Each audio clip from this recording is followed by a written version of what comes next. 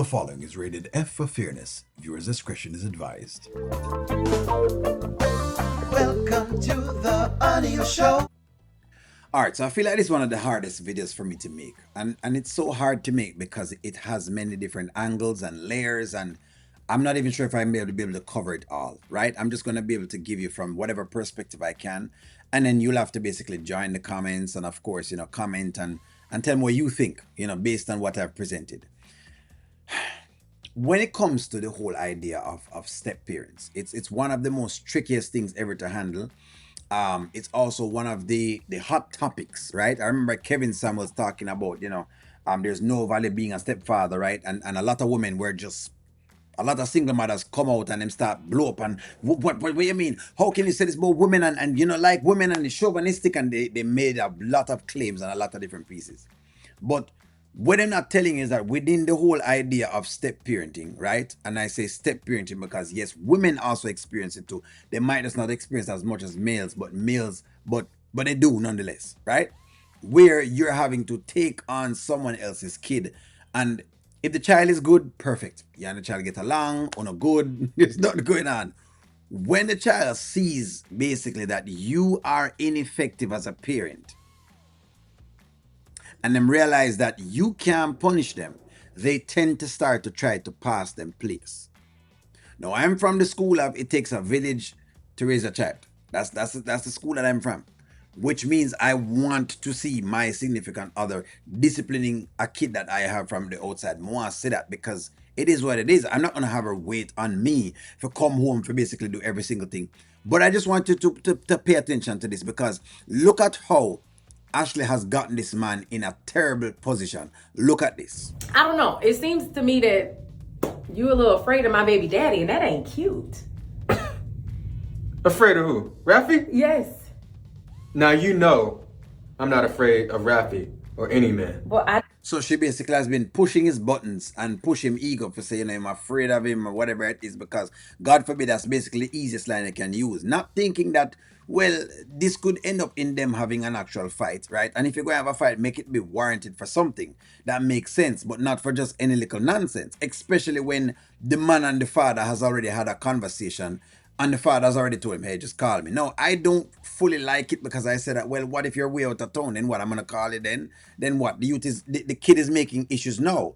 So how do we work at that? Because when you're in the moment, you're in the moment. You don't really have time to basically be thinking, oh, let me go ahead and call this number. You know what I mean? It's not like you're going to show up right now to provide the correction right now. So that's also something for me that I saw. But let's keep rocking. I don't know that, because once he told you not to touch his child, No. it's like you scared to even Rafi discipline him. didn't tell me anything. Now we're two grown men having a conversation. He said what he had to say about putting hands on his son. And I said, out of respect, I will agree. And I want to see how things go. That's out of respect. All right. So out of respect, the man said, well, you know what? I'm going to respect Rafi's wishes based on what he's asking for. Now, instead of Ashley sitting down with Rafi and having a conversation and making sure that they're on the same page as to what should happen in the event of some punishment for little D, no, instead she has pushed the stepfather to basically challenge his manhood, right? Which is where a lot of times some of the women will do. She challenge his manhood, right? Challenge his manhood. So now him basically whip Rafi's kid, which I guess he's going to do because it is what it is. The kid out of line. I've been a step kid before, and hey, me go out of line, I'm going to get a whipping. Now, did I like it? No, I didn't, but I can see exactly how it helped. Let me just state that. Now Rafi's basically at the house and Rafi's ready to turn him lights out. Please, just chill. 1 second. 1 second. Relax. Wait, just wait. I said relax. Yo. Came to see me?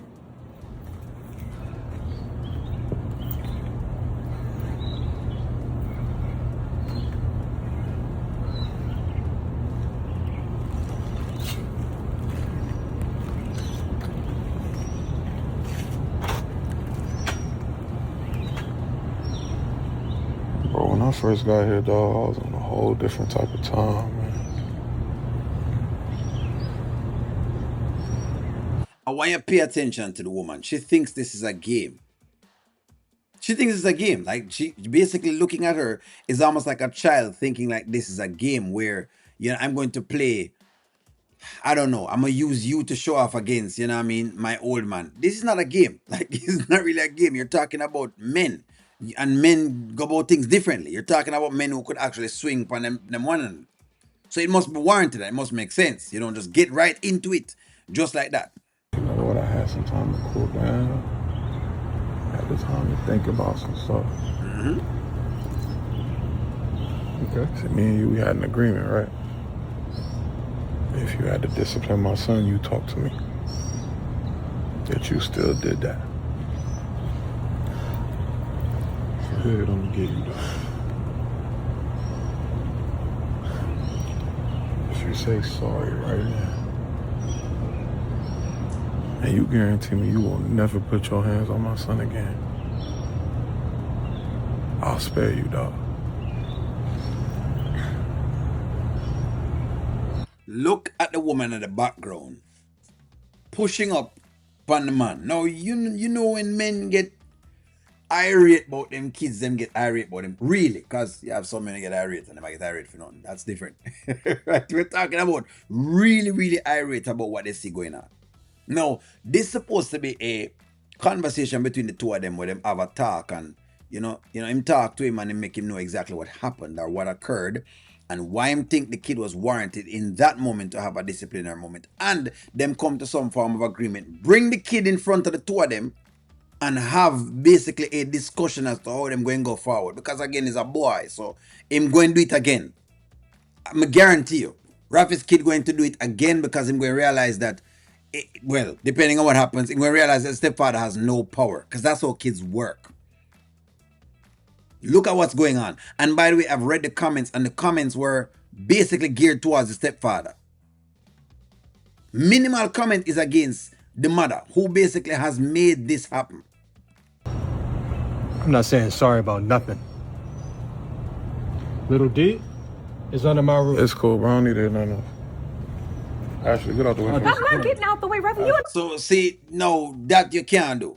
Him under your roof. So here we need to do then, right?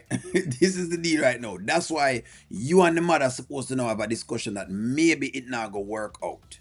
Because clearly she doesn't have it under control, or basically whatever agreement both of them have is not working, and the child is not going to be able to manage to be able to live with another man. That's where they are. But of course, the stepfather in him feelings basically, him doing something different. about to be doing all this. Like, I'm not about to do that. Nah, get out the way. Get out the way. Gotta do what you gotta do then. Yep. And now she a ball. So she a make nice now like she don't know what's look here. I mean, it's tough for me to laugh at it, but at the end of the day, it's a tough one. But I like the topic. I like the topic because I feel like this is how you have some things that you don't need to have at all. And this is exactly why when people talk about the whole stepmother fallacy or the stepfather fallacy, this is what they're talking about. They don't want to have to get into where there's a scuffle because of your picnic or your child. They don't want to have to be getting into that. So they want to know you actually have it under control, and can they discipline them without anything else? That's it. That's what it comes down to. Them want to know that you can discipline them without anything else at all. She can't police nothing. Where she going to police right now? What she going to call the police? Because that's the only thing where she can go right now. Is call the police, get the father now arrested. The father gets arrested. Now it turns into a whole situation. All because she never sat down and she never had a conversation with Rafi and with the stepfather and with the child and come up with some formal agreement. And it's not like Rafi was reasonable in terms of talking. If he was unreasonable, I understand that. Hey, you can't talk to him because he's unreasonable. He was reasonable. But give me your take on this one. Does Ashley bear any brunt of the blame? We already know that the stepfather acting up and telling him, say, get out of the way and all that. That's foolishness. But I want to know, whose fault really is this? Because the stepfather was trying, but I think the stepfather has been pumped up and hyped up and gassed up to do this. Now, he must take some amount of blame for being gassed up. But I want to know from y'all. Like, share, comment, subscribe. Talk to y'all soon.